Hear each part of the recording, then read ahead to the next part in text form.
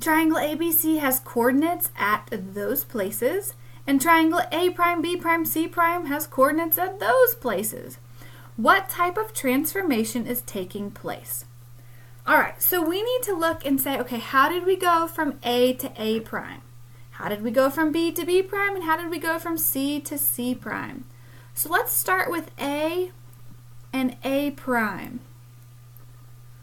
All right, since this is our very first one, there's a couple different options. We could say to get from 4 to 12 that we're adding 8. Or we could say that we're multiplying by 3.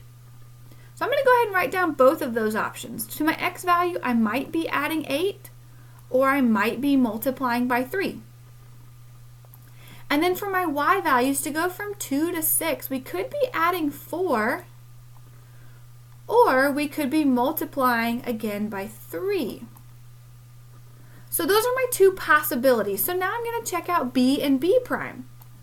So B and B prime. To go from 2 to 6, can I add 8? And the answer is no. If I add 8, I would be at 10.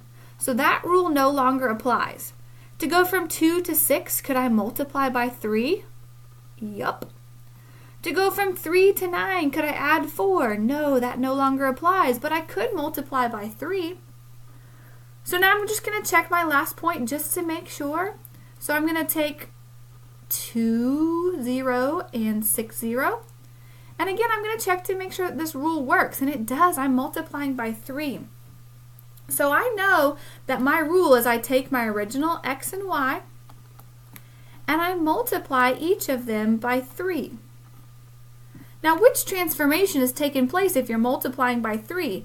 Well, anytime you multiply by a number, you are dilating it.